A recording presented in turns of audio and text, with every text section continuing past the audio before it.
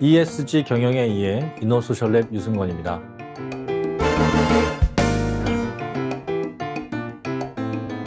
ESG 경영에 의해 8번째 시간입니다.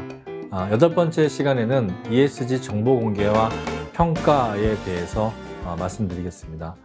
실제 기업 경영에서 가장 실무적으로 지금 중요하게 생각하고 있는 것이 ESG 정보 공개와 평가입니다. 즉, 우리 기업이 얼마나 ESG 경영을 잘 하고 있는지를 공개해서 그것을 통해서 투자나 거래가 이루어질 수 있도록 하는 것인데요.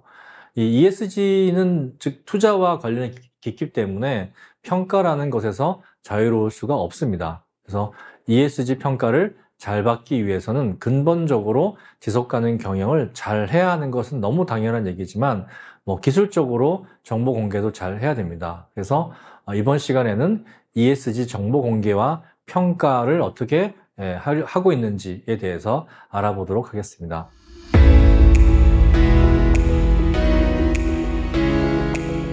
자, ESG 평가와 정보 공개. 먼저 우리나라의 ESG가 이렇게 열풍이 된 이유는 바로 이 ESG 평가와 굉장히 관련이 깊습니다. 우리나라의 ESG 열풍이 시작된 때가 언제일까요? 많은 사람들이 이런 것들을 알아볼 때 구글 트렌드 분석이라고 하는 것을 알아보는데요. 구글 트렌드 분석의 ESG 검색어를 검색해보면 2020년 11월과 2021년 1월을 기준으로 ESG가 그전에는 거의 검색이 안 이루어지다가 갑자기 솟아서 지금 하루에 1억 뷰 이상을 지금 치고 있는 것을 알 수 있습니다. 왜 그런 일이 발생했을까요? 과연 2020년 11월에는 무슨 일이 있었던 것일까요? 바로 2020년 11월에 국민연금의 깜짝 발표가 있습니다. 국민연금이 뭐라고 발표를 했냐면 2022년부터 2020년 11월이니까 약 한 1년, 2년 정도 후인 거죠. 2022년부터 국민연금의 50%를 ESG 평가를 통해 투자하겠다라고 발표를 합니다. 그래서 언론들이 깜짝 놀란 거죠. 아니, 국민연금이라고 하면 우리나라에서 가장 큰 투자 기관이자 투자 금액이자 전 세계적으로 봐도 3위에 해당할 정도로 큰 금액인데 갑자기 ESG 평가가 뭐야? 라고 해서 막 언론들이 알아보기 시작한 거죠. 실제로는 이 ESG 평가라고 하는 것을 다른 나라의 주요 연기금들도 이미 다 하고 있는데 우리나라는 조금 늦게 시작을 했습니다. 아무튼 이렇게 국민연금이 ESG 평가를 2022년부터 한다라고 하니까 이제 난리가 난 거죠. 기업들이. 우리나라 어지간한 기업들은 다 국민연금이 지금 투자를 하고 있거든요.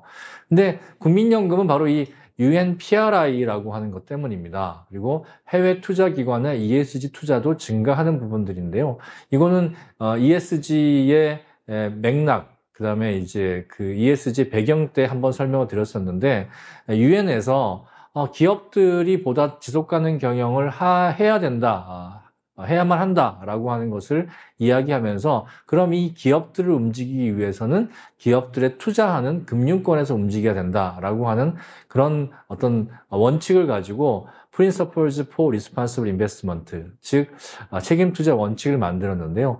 인류의 지속 가능성을 확보하기 위해서는 책임 있는 투자가 필요하다. 그래서 ESG 이슈, 즉 환경과 사회와 거버넌스 이슈를 투자 분석, 의사결정 과정에 통합해야 된다. 또 ESG 이슈를 소유권 정책, 정말 이 회사를 소유하는 데 있어서 책임 있는 소유를 하기 위해서는 이 환경과 사회에 대해서 긍정적인 영향을 가진 사람들이 소유해야 된다. 이런 어떤 정책과 관행에 통합해야 된다라고 하는 것이고요. 또 우리가 투자하는 기업, 즉 이 UNPRI에 가입한 이런 금융기관들이 투자하는 기업의 ESG 정보 공개를 요구할 수 있다라는 어떤 원칙을 만듭니다. 전 세계에서 가장 큰 투자 전문기관인 블랙록이라든지 우리 모건스탠리라든지 그다음에 아메리칸 뱅크, 시티뱅크, HSBC, UBS 등 어떤 4천여 개의 전 세계의 주요 금융기관 은행들이 PRI의 회원으로 가입이 되어 있습니다.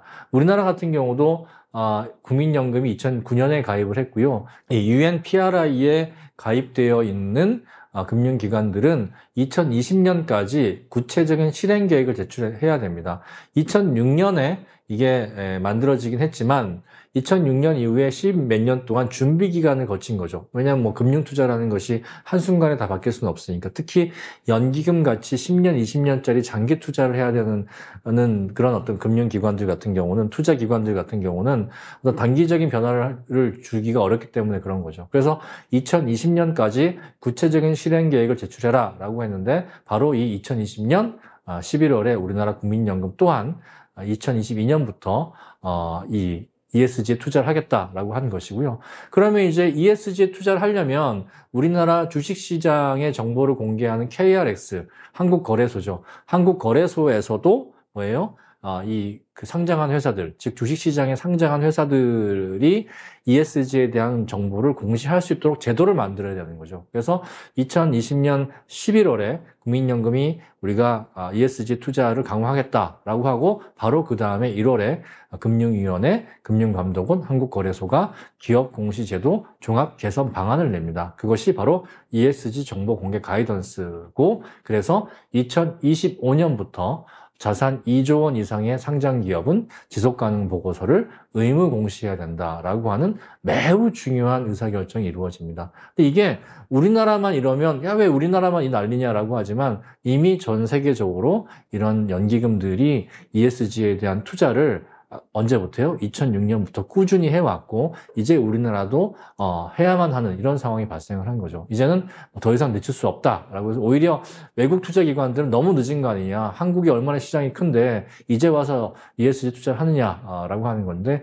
우리가 거의 막차를 탔다라고 보시면 됩니다. 그래서 오히려 글로벌 시장에서는 ESG가 그렇게 큰 이슈가 아닙니다. 왜? 이미 10년 전에 ESG가 이슈가 있었던 거고요. 우리나라는 거의 10년 이상 늦었다라고 보시면 될 것 같습니다.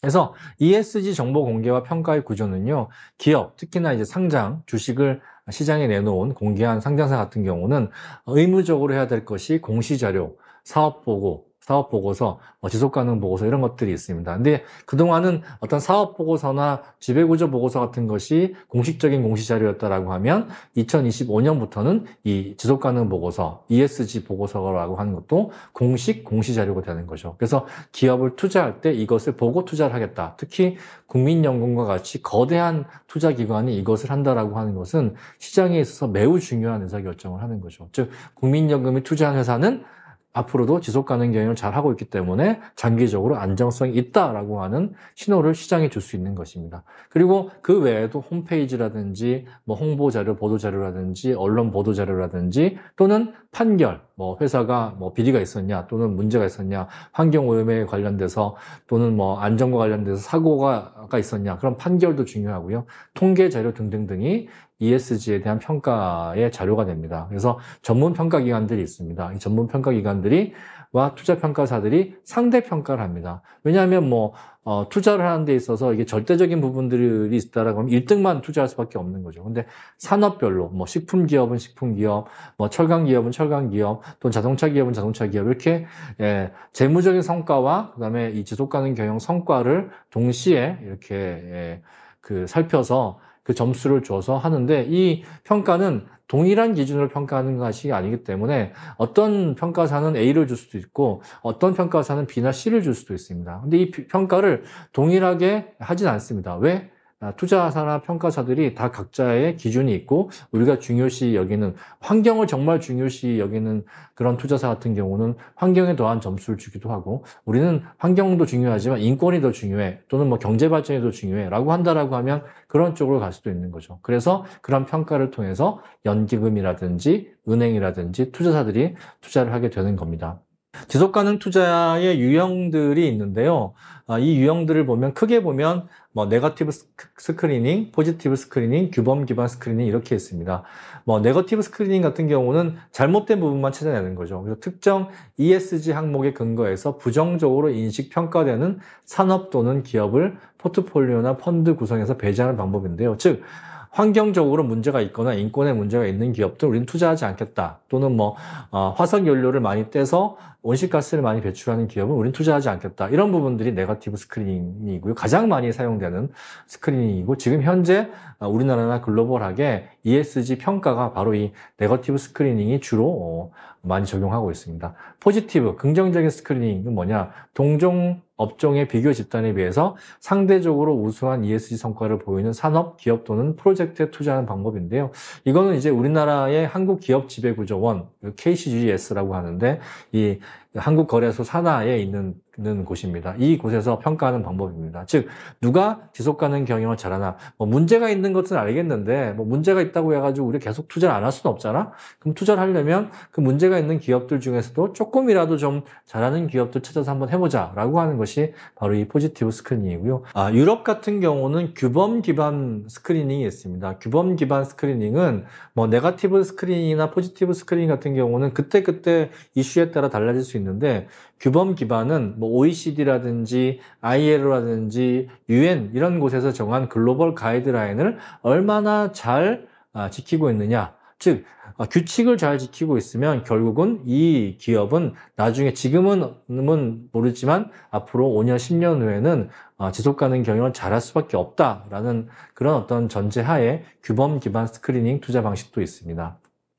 자, 그리고 그렇다라고 하면 이 규범 기반뿐만 아니라 다른 곳에서도 과연 이 ESG라고 하는 것을 잘한다는 것은 무엇이냐라고 하는 건 가장 기본적인 것이 ESG와 관련된 가이드라인, 글로벌 가이드라인을 지키는 것인데요.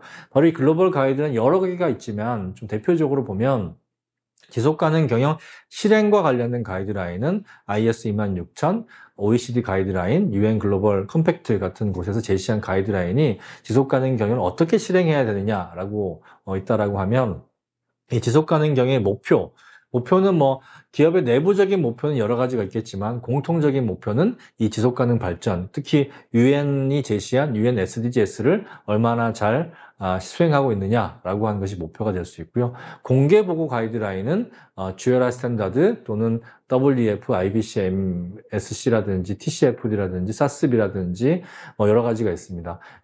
오늘은 주로 이제 공개에 대해서 볼 테니까 GRI 스탠다드와 대표적으로 많이 하고 있는 SASB에 대해서 좀 알아보고 평가에 대한 부분들도 좀 어떤 것들이 있는지 알아볼 수 있도록 하겠습니다.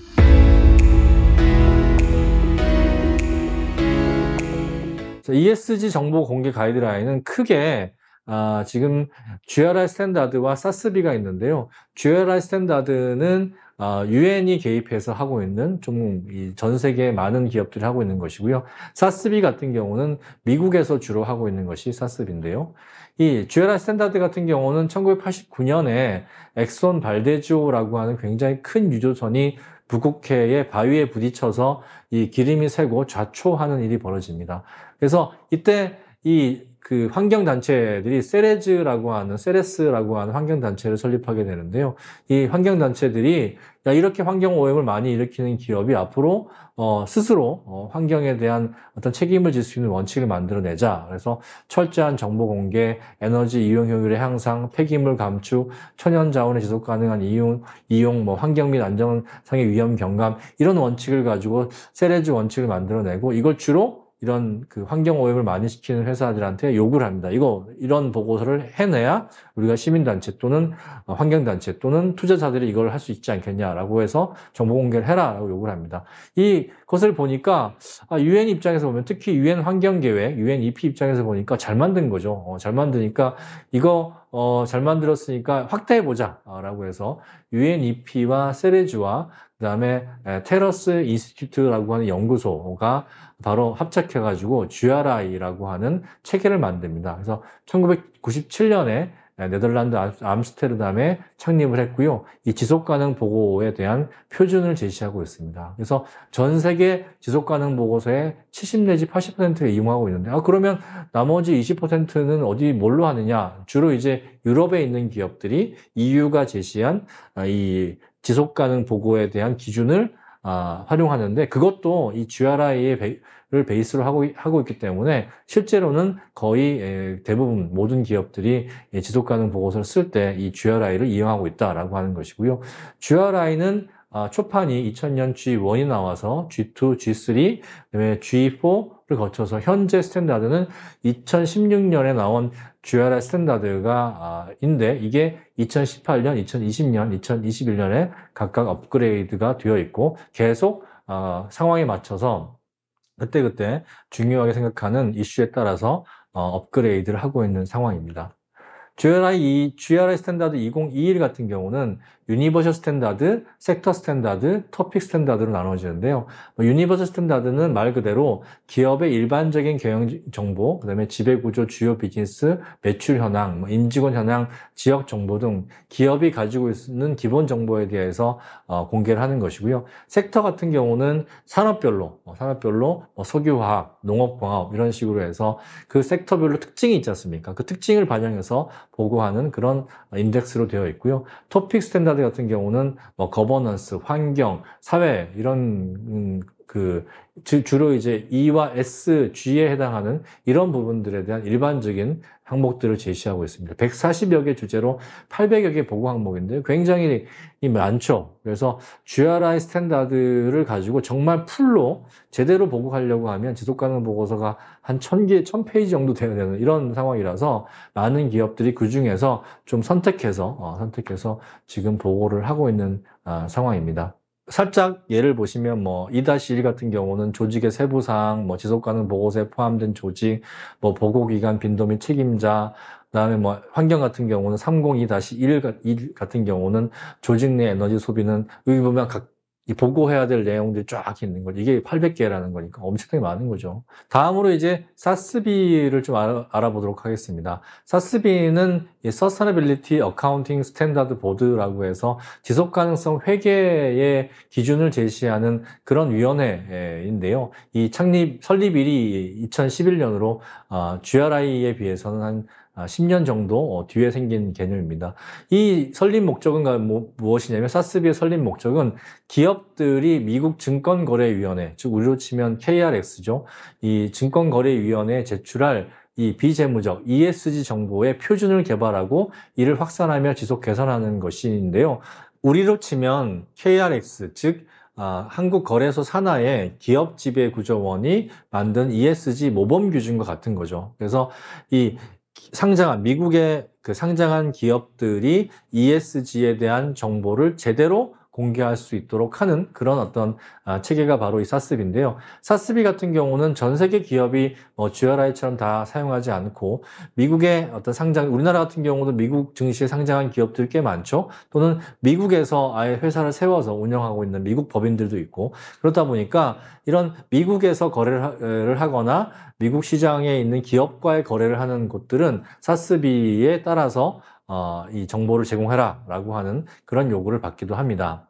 SASB 같은 경우는 환경 또는 리더십 및 거버넌스, 그다음에 사업 모델 및 혁신, 사회적 자본, 인적 자본과 관련돼서 이렇게 환경 같은 경우에는 온실가스 배출, 대기질 에너지 관리, 연료 관리, 물 폐수 관리 이런 것도 쭉 있거든요. 이걸 보면 실제 각각의 내용들을 보면 GRI에 있는 내용들과 상당 부분 겹치기 때문에 결국은 이제 지속가능 보고서를 쓰는 기업들이 GRI 기반으로 해서 지속가능 보고서를 기본적으로 쓰고 거기에 이제 SASB가 요구하는 좀 특별한 부분들이 있으면 거기에 좀 추가하는 방식으로 많이 하고 있습니다. 특히나 이제 SASB 같은 경우는 GRI 같은 경우는 아직 이 공통적인 부분들에 대한 기준을 많이 마련하다 보니까 각각 산업 영역의 특성을 잘 반영하고 있지는 않은데요. SASB가 미국 투자사들이 중요하게 생각하는 것은 뭐냐면 좋아하는 이유는 바로 이렇게 산업별로 지표 구분을 77개로 해서 우리가 산업별로 우리가 속해 있는 기업의 기준을 가지고 보고를 하니까 서로 상대적으로 비교하기가 되게 쉬워진 거죠. 자동차를 만든 회사와 자전거를 만드는 회사는 완전 다를 수 있는 거고요. 그리고 식품회사 같은 경우에도 예를 들어서 고기 중심 회사와 두부 회사는 다를 수도 있는 거죠. 그런 부분들에 있어서 좀 세분화해서 그 세분화되어 있는 기업들이 서로 다른 특성화된 기준을 가지고 발표해야 결국 상대적인 평가를 잘할 수 있지 않겠느냐라는 지금 얘기를 하고 있는 겁니다. 그래서 사스비가 미국에서는 많이 대부분 사용되고 있다라고 하는 것이고요. 그래서 소비재 부분 같은 경우는 가정 및 개인 용품 같은 경우는 물 관리를 어떻게 하고 있느냐. 당연히 소비재 같은 경우 물을 많이 쓰니까 물 관리, 그리고 제품의 환경 보존에 대한 안전 성과, 포장재 수명 주기 관리, 또는 팜유 같은 경우는 지금 특히나 이제 천연님, 동남아시아, 인도네시아의 천연님을 많이 망가뜨리고 있는데, 이 팜유에서 나오는 기름을 가지고 이 소비재는 많이 사용을 하게 되니까, 그런 팜유 관리를, 지속 가능한 팜유를 얼마나 사용하고 있는지, 관리를 얼마나 잘 하고 있는지, 이런 부분들을 지금 살펴보고 있습니다. 사스비 같은 경우는 지금 우리나라에 이 검색을 해보면 이 내용을 다운받아서 볼 수 있기 때문에 참 좋은데요. 좀 안타까운 것은 GRI 같은 경우는 한국말로 지금 번역된 것이 없기 때문에 좀 어렵게 공부를 해야 되는 부분들이 있습니다. 앞으로 좀 개선이 돼야 될 부분들인 것 같습니다. 자, 우리나라의 기업의 지속가능 보고서 같은 경우는 한 지금 2021년 기준으로 180여 개의 기업이 발간하고 있는데요. 우리나라 기업들의 지속가능 보고서는 전 세계적으로 보면 아직 그렇게 높은 수준에 있는 보고서라고 평가받고 있지는 못하고 있습니다. 전반적으로 보면 S, A, B, C 중에 B 정도 등급을 받고 있는데요. 우리나라 보고서가 굉장히 화려하게 디자인 측면에서는 거의 S 등급인데 지금 내용적인 측면에 있어서는 아직 좀 B 수준이다라는 평가를 외부 전문가들이 좀 하고 있습니다.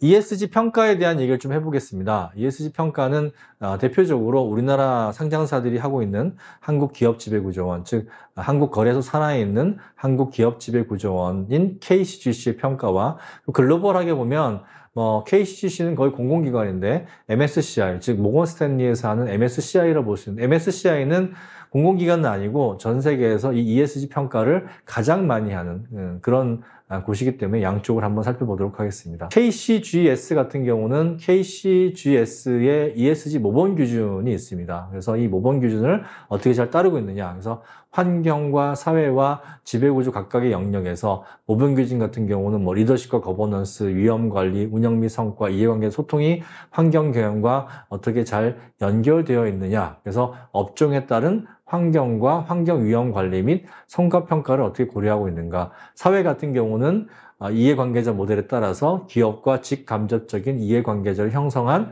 어떤 대상의 중점을 줄, 즉 이해관계자와 어떻게 좋은 관계를 유지하고 있는가라고 하는 것이고요.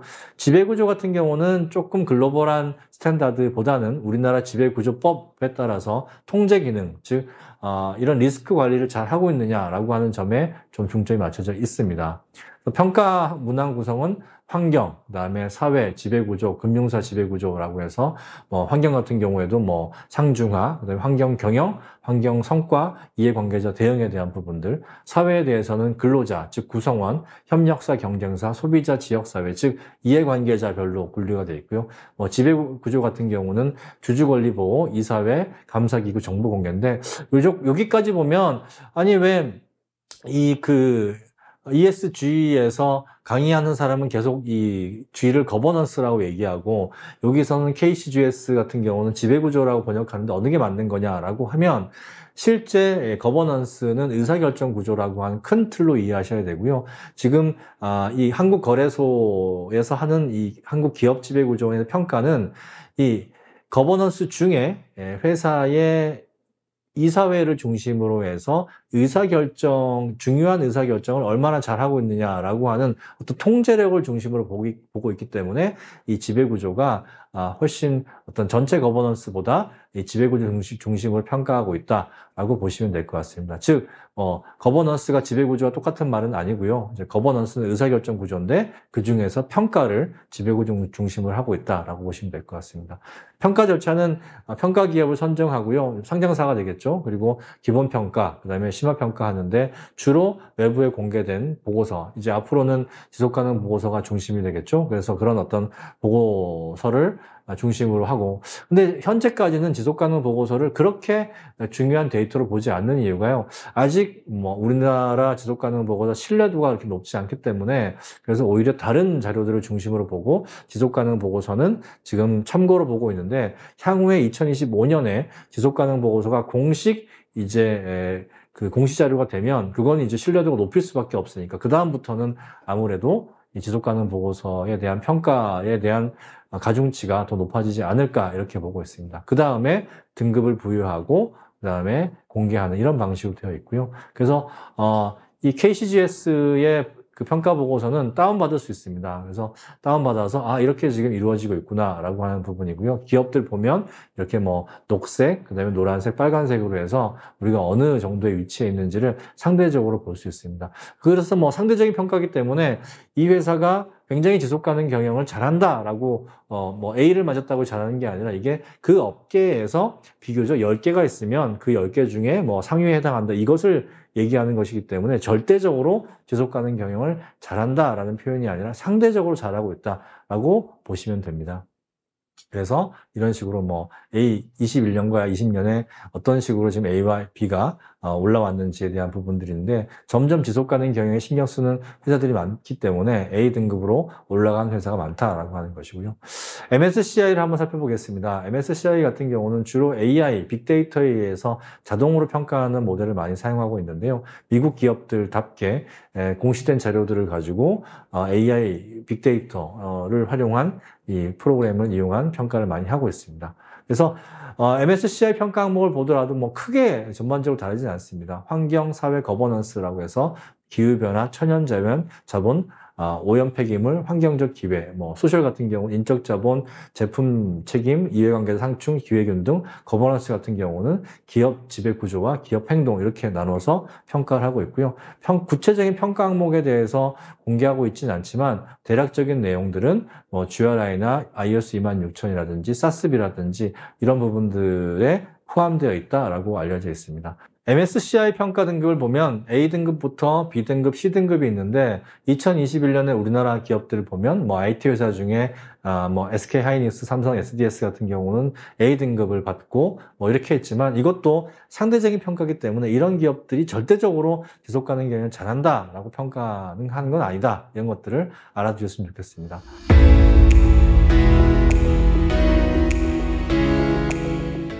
자, 8번째 강의를 요약하도록 하겠습니다. ESG라고 하는 것은 특히 투자와 거래와 관계가 깊기 때문에 이 회사가 지속가능 경영을 잘하는지 못하는지를 외부적으로 잘 알리는 그런 기업 정보에 대한 공개가 필수적이다라고 하는 것이고요. 그래서 ESG 정보 공개에 대한 것들을 투명하고 정확하게 해야 된다. 그래서 ESG 열풍은 결국 ESG를 평가해서 투자에서 시작되었다라고 하는 것이고요. 2020년 11월에 국민연금의 ESG 투자 발표가 우리나라 ESG 열풍의 시작점이다. 그리고 기업의 지속가능 경영을 성과를 평가해서 ESG 투자의 지표로 활용하고 있다라고 하는 점이고요. ESG 정보를 공개하는 건 우리 마음대로 하는 것이 아니라 가이드라인이 있다. 그래서 ESG 정보 공개는 글로벌 가이드라인에 따라서 지속가능 보고서 형태로 매년 공개하는데 규범 중심의 GRI 스탠다드와 가치평가 리스크 대응 중심의 미국의 SASB가 양대 산맥이다. 그래서 ESG 평가를 통해서 ESG 투자가 이루어진다. 뭐 ESG 투자는 감으로 알 수 있는 건 아니니까요. 그래서 우리나라는 한국거래소 산하의 한국기업지배구조원의 ESG 평가가 대표적이고 이 평가는 규범 중심의 평가라고 보면 되고요. 글로벌 ESG 평가는 미국의 MSCI 평가가 대표적이며 이 평가는 투자가치 중심, 즉 얼마나 리스크를 잘 관리하고 있느냐에 대한 부분들이 바로 평가라고 볼 수 있습니다. 자, 이렇게 ESG는 지속가능 경영의 성과를 잘 내어서 그 성과를 얼마나 투자자나 평가사한테 잘 어필해가지고 이것을 투자나 거래로 이어지는 이 선순환 구조를 갖는 것인데요. 즉, 지속가능 경영은 우리 스스로도 잘 해야 되겠지만 우리 회사가 어떻게 잘 하고 있는지를 이해관계자들한테 잘 알려서 공개하고 그 이해관계자들과 의사소통하는 것이 또 매우 중요하다라고 하는 말씀을 드렸습니다. 자, ESG 8번째 강의 들어주셔서 감사합니다.